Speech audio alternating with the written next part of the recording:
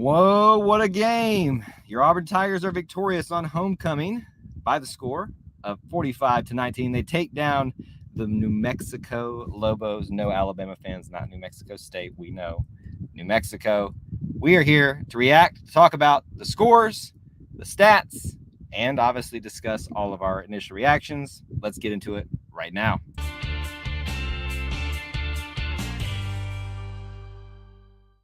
War Eagle, everybody. Welcome back to another edition of E2C Network Live. We appreciate you joining us, whether you are watching live, watching the replay. We appreciate you being here, hanging out with us, spending some time, being a part of our little family within the Auburn family. As is typically the case, we like to get together after games, win or lose. This one will not be so much of a therapy session as it was last week, more of an analysis, a reaction, talking about all the good things that we saw and talking about some of the things that definitely could have been better, but definitely one that calls for celebration and to focus more on the positives than the negatives, juxtaposing that to last week. Your Tigers take down the Lobos 45-19, a little bit closer than we all would have liked for a lot of the game, a lot of different angles and conditions and other storylines around this game we can certainly discuss, but the fact of the matter is the Tigers are victorious. We are now 2-1, winning homecoming. Gone are the days, it seems like, of having scary moments at the end of homecoming games. Those were selectively for Harsin, apparently. So that was like his thing to do. So all that to be said, we got a lot to talk about. We'd love to hear from you on the stream, especially those of you that are watching live. Let us know that you're here. Start off by smashing the like button. It's a huge help. Lets people know that we're live. Lets people know they should come check out the stream on the replay. That's a huge thing you can do. Would also love for you to subscribe if you're not doing that as well already. There is no set agenda for how we operate on these things, especially in wins. We probably actually can get into more probably productive conversation. We can certainly go into stats and things like that, which we will do. But we always try to go off of a lot of what you guys are saying. So I said that a lot of you are already having a ton of things to say in the chat. So we may not go back through all of those things. So if there's something that you're wanting us to talk about, that's productive. We will certainly dive into that, and you can post it again if you'd like to have us talk about it. Let's go ahead and talk about the very first thing first. I want to tell you a dad joke. I've been thinking about it all night. What can Brown do for you? And I'm not just talking about Hank Brown. I'm talking about Camden Brown. Who would have thought that the first start of Hank Brown would bring us the reemergence of Camden Brown? What the actual heck? I mean, what? We have talked about Camden Brown for years now, where he was everybody's favorite player, like he was going to be the next greatest thing. Then it really wasn't working out. He had trouble holding on to the ball. And lo and behold, he finds a quarterback with his exact same last name and has a great night, especially compared to what we've been talking about him as of late. So a lot of good performances all the way around to talk about tonight. Obviously, the biggest story of the night, Hank Brown gets to start over Peyton Thorne tonight and does a pretty good job. Not a perfect job, but a pretty dang good job in your first start. And a lot of people are going to call into question whether or not this is there's two extremes, and this is where everybody decides to go on an extreme. Is it all New Mexico, meaning New Mexico having one of the worst defenses out there, which is true. It is true. Was that all it was? Or was it that just Hank was a lot better?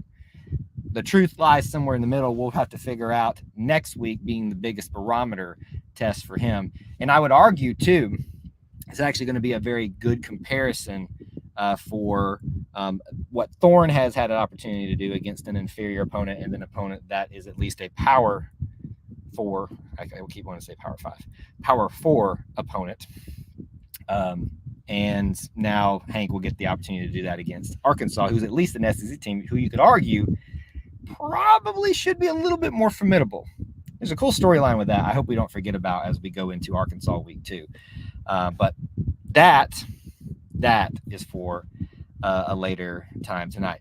So many great players to call out tonight. You guys in the chat, if you've got a player that you'd love to give a shout out to, obviously Hank Brown, we're all very excited about what we saw there. But if there's someone especially that you thought had a great night tonight that deserves a shout out, definitely do it in the chat. We want to talk about the players that you guys want to talk about too.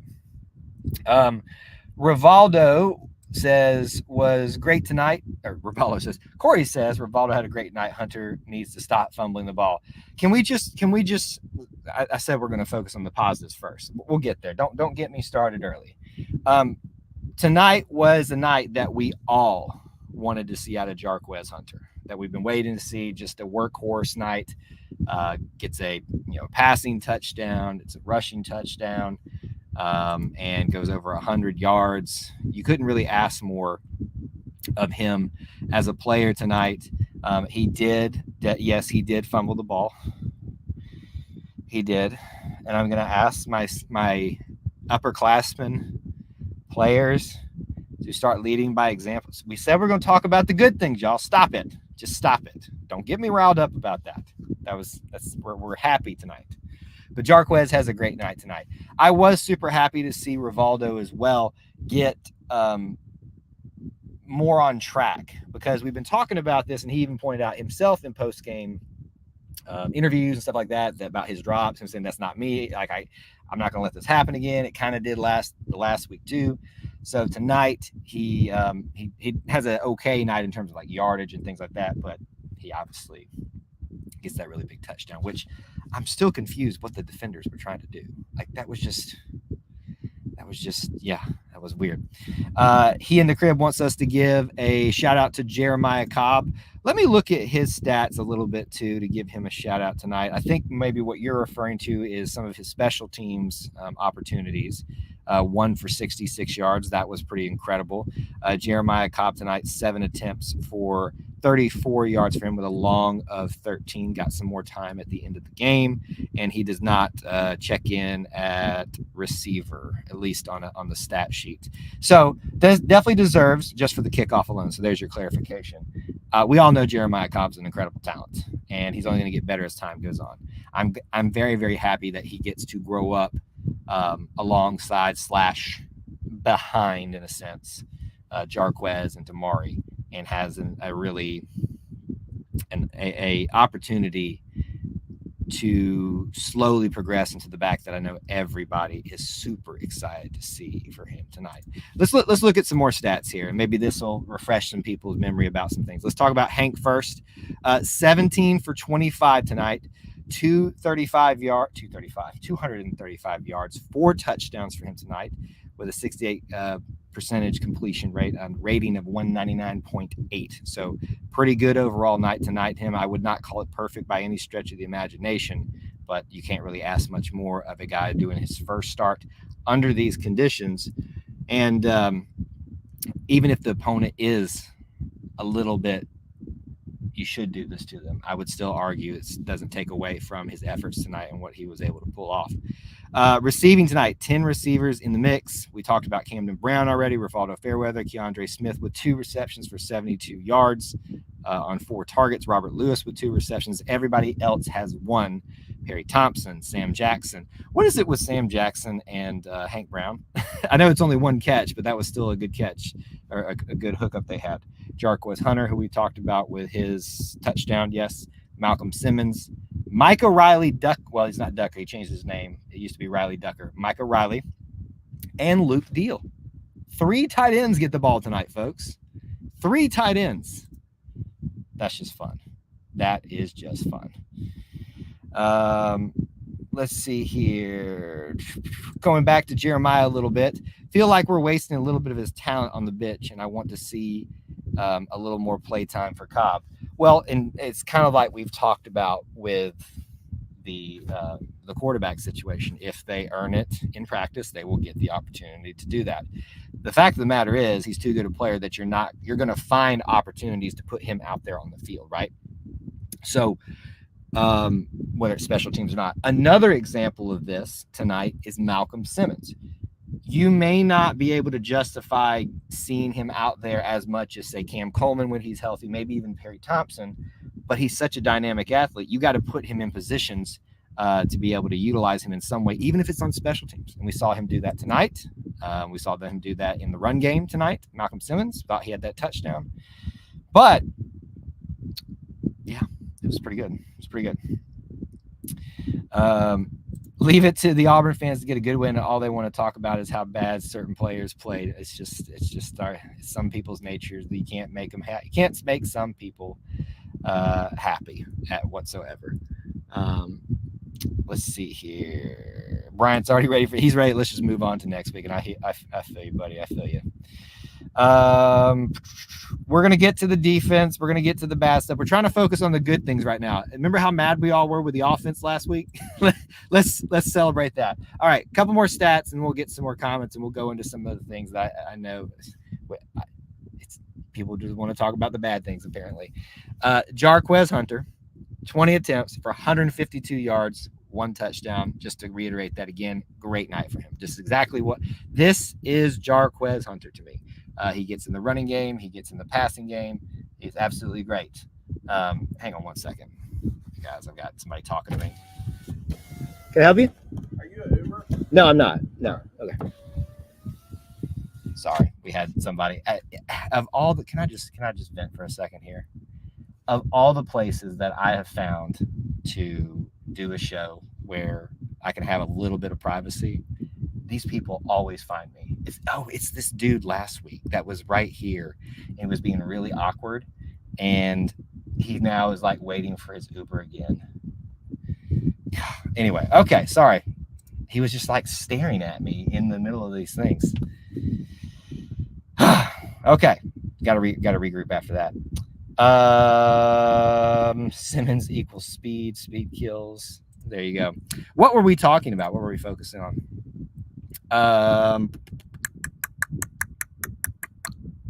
Rushing. Damari Alston, 10 attempts for 80 yards, 1 touchdown, 29 yard long for him as well. Hunter's longest run was 31 tonight. You have Jeremiah Cobb, we already talked about. Holden got in for 1 attempt, 6 yards, and Hank Brown, definitely not as mobile, it seems like in first glance, as Peyton Thorne is, but he does go into the negative tonight. I'm a star? I don't know. No, apparently this is like this guy's place to come meet the Uber, and I may have to find a new place yet again to go do the show with you guys. Could I move the car? I need to get by. That's funny. That's really, really funny. All right. We've talked about offensive stats. That's good stuff. Let me talk to you a little bit about the bad stuff, or some of the things that need to get better. First of all, let's address the weather tonight. The weather was all day horrendous. We'll talk about it a little bit on the Auburn Experience show podcast tomorrow with Austin and myself. We'll take the whole overarching approach, talk a little bit about the game and stuff like that. Definitely made the ball a little bit hard to handle tonight for certain players, which it shouldn't. Conditions were a little bit rough. It seemed to affect Hank as well at some points tonight. At least I don't know if that was that or if he was just underthrowing it, but several underthrown balls it seemed like to me sometimes it was slipping out of its hand. I don't know.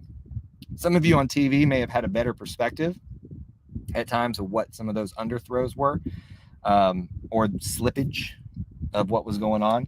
So all that to be said, the weather played a factor tonight, definitely. But even if we had lost the game, that shouldn't be an excuse. You practice in these elements, you prepare for these things. It is what it is, and it be what it be. Let's on this subject. It was so wet the defense couldn't tackle. Oh, man. As much as we talked and really were happy about the defense adjustments, especially last week, it definitely it reared its ugly head again and didn't seem to get a whole it sounded like he called you a goober. Sorry. No, he was asking, are you my Uber? And I don't know this. Sorry, I know we're supposed to be talking about this thing, but this is the kind of stuff that happens to me trying to be a content creator. This dude, where he waited for, I recognize him now. Obviously waiting for an Uber last year is in like it's not a dark alley, but why would you wait back here for an Uber unless you're trying to hide from someone? Anyway, it doesn't matter. We're going to do the show.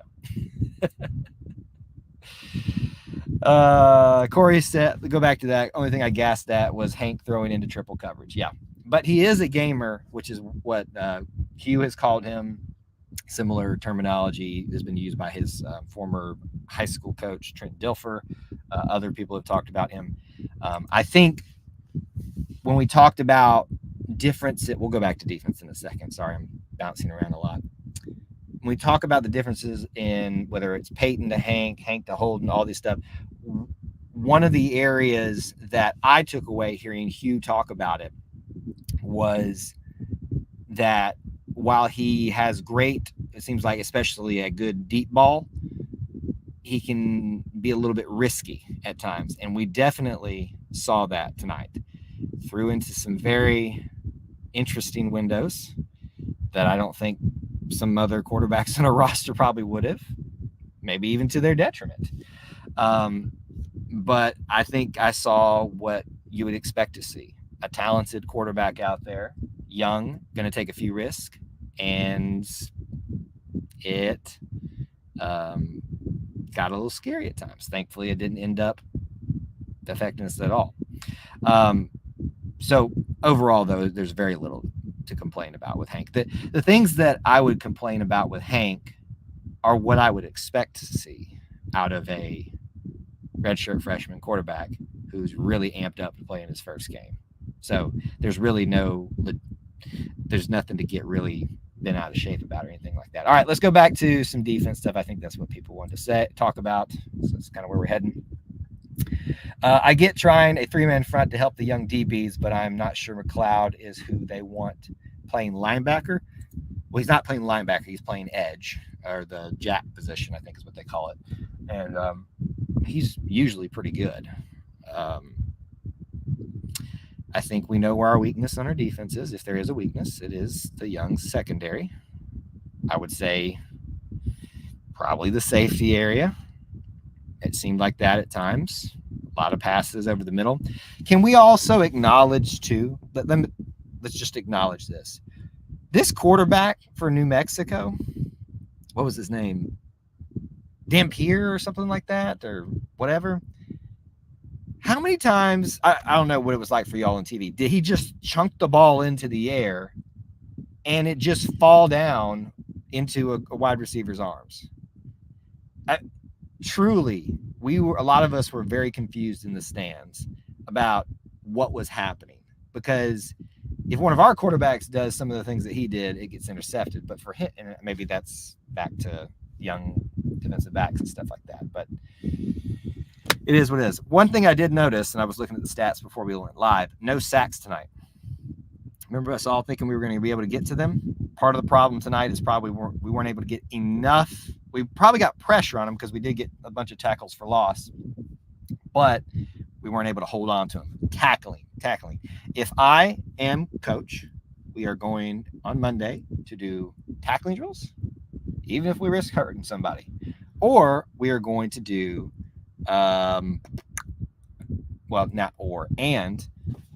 strip drills, meaning, hold on to the ball when we try to strip it from you, and probably catching punts too. As bad as our defense was, we held them to the fewest points so far this season.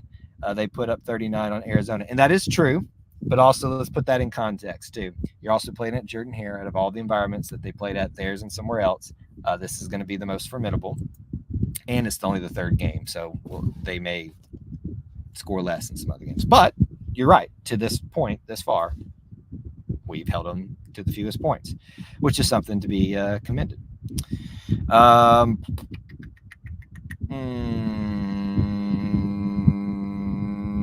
You feel like Keontae isn't what he used to be? Well, Keontae is been battling injuries for a while. He has been battling some injuries, and I think they're very minor but very nagging. I think he got banged up a little bit tonight, too, at one point. Yeah, he was one of the guys that was down for a little bit. But this is after the mistake. But that's 2 drop punts for him tonight. I screamed as soon as it was punted, please don't touch it. Please don't touch it. Not in this moment. We've almost got this thing completely under control. And it didn't just like bobble. It like bounced off of him. It was awful. I don't know. It's a good point. I don't know about Kayan Lee. I don't remember number 4 being out there a whole lot tonight. He had a calf strain. Okay, there you go. Nathan says that the 3-3-5 defense doesn't work either. I would highly disagree that it doesn't work simply by nature of it being the 3-3-5. You may not have and maybe that's what you mean. You may not have the people, the depth to run that or whatever. But whatever was working tonight or not working tonight at times needs to be looked at and adjusted. And it's all about who matches up with what. This team may have matched up a little bit better against our type of defense. Okay, so everybody, I'm a little bit behind in chat, it looks like, maybe, not too far. He was just throwing it up. Like, okay, thank you. I'm glad it wasn't just me being in the arena and the hype of everything and feeling like just what? But just chunking the ball up. Just chunking the ball up. Just chunking the ball up. Let's see. That's just Auburn luck. Either we're the luckiest team alive or there's a QB throwing the most accidental dots ever. But see, no, I would take that a little bit different in the crib. We make them look like Heisman Trophy winners. This wasn't this. This dude is nowhere near being a Heisman Trophy. He's elusive. He's talented.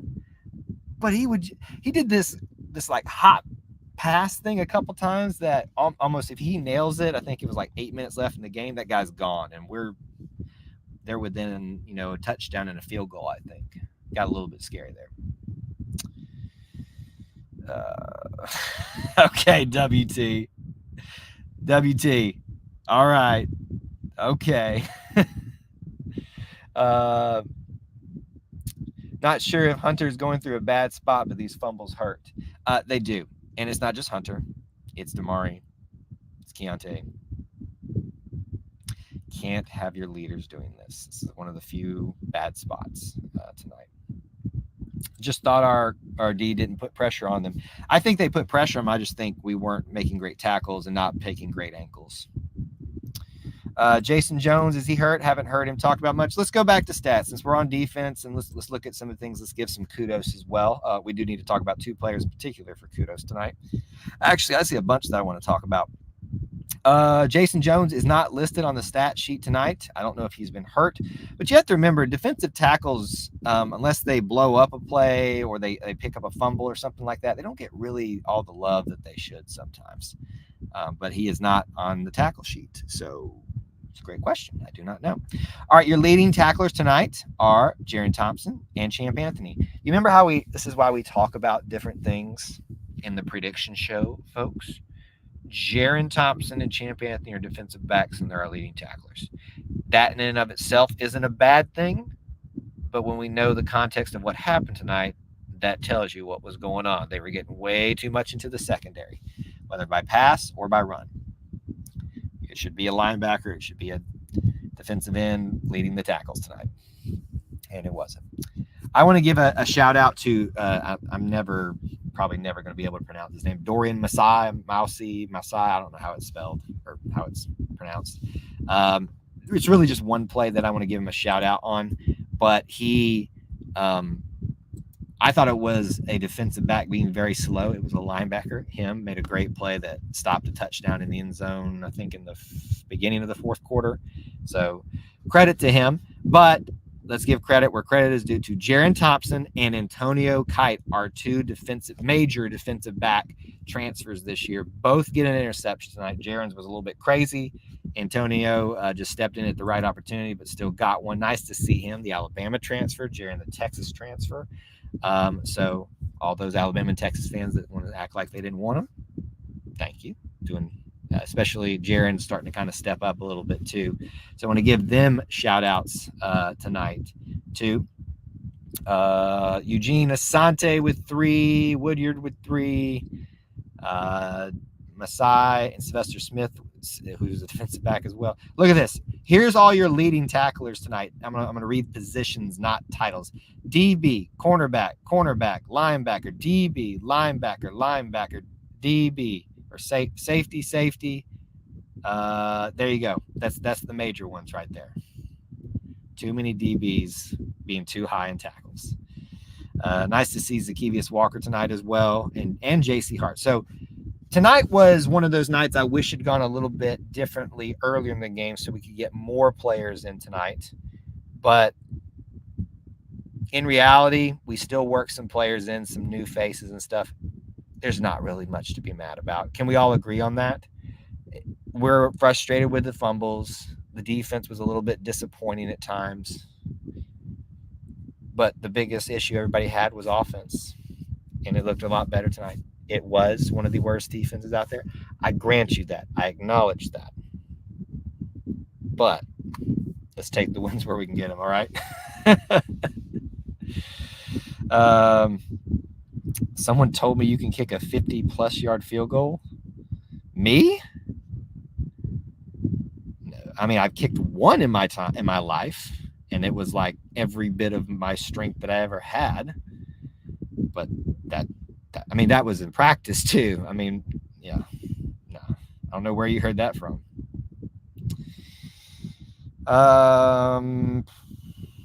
Jacob says pressure was getting there at a decent rate, but we couldn't contain. That I would think maybe that's what you probably meant. We couldn't contain. We were getting pressure. There's a difference with that, but yeah. Not a single sack on either side of the ball. Compliment to our offensive line and Baby Goat Hank.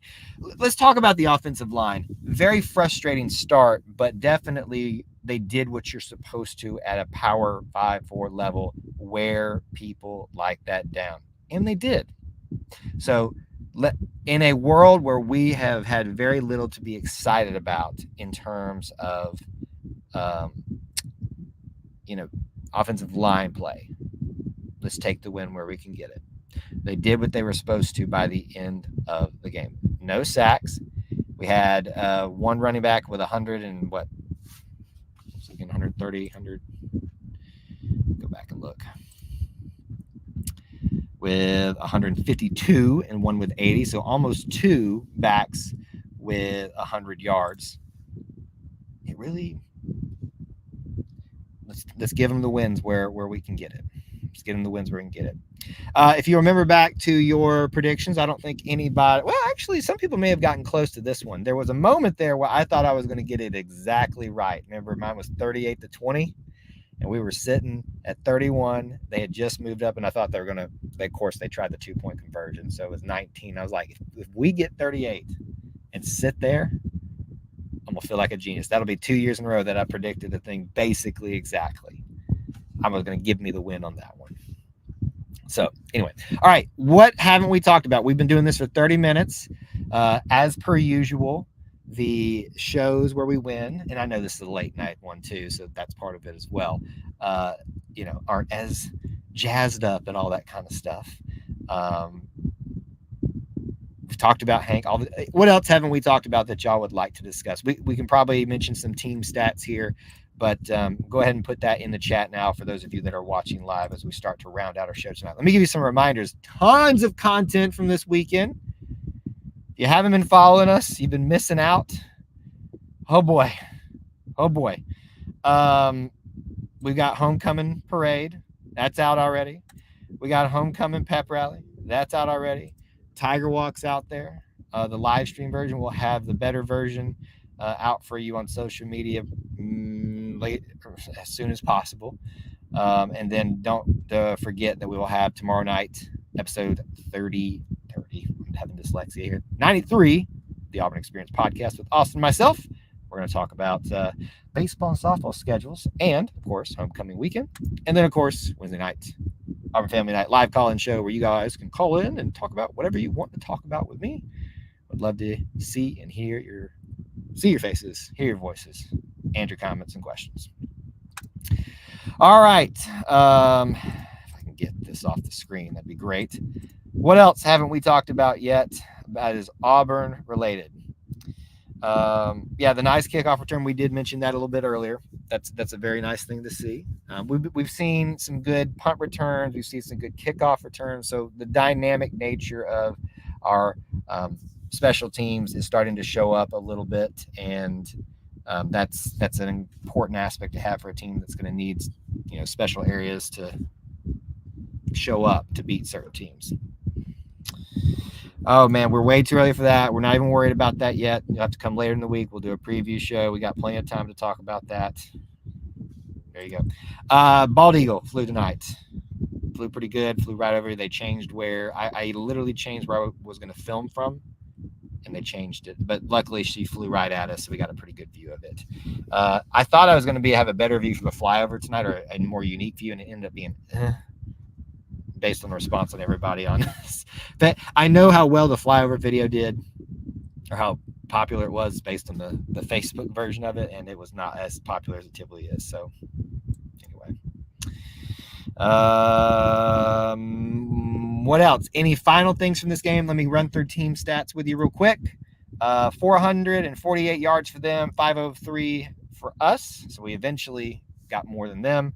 235 on pass yards, 268. Very well rounded, almost even, close to even on run and pass yards.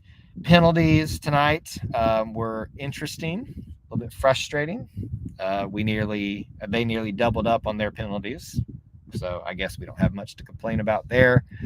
What else? What do we find interesting here? 5 of 6 in the red zone. Both teams lost 2 turnovers. We lost 2 fumbles. They lost 2 interceptions. We had 4 fumbles total. Ugh. Actually, that should be a little bit different there. I don't know why they're not marking 3 lost fumbles. No sacks tonight. Tackles for loss. They had 5. We had 1. So I actually had that mixed up. We didn't have a whole lot of – that goes back to whoever said that earlier. So that's my bad. I flip-flopped it. They had 5. We had 1 tackle for loss. So we tried to get pressure. It just was not successful tonight. Win or lose, pregame is always lit. You are correct, sir, which is why I highly stress that you come to the game.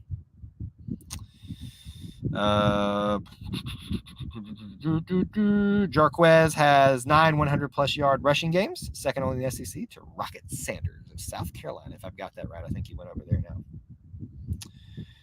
Not sure what's going on with PK1, but Towns is legit.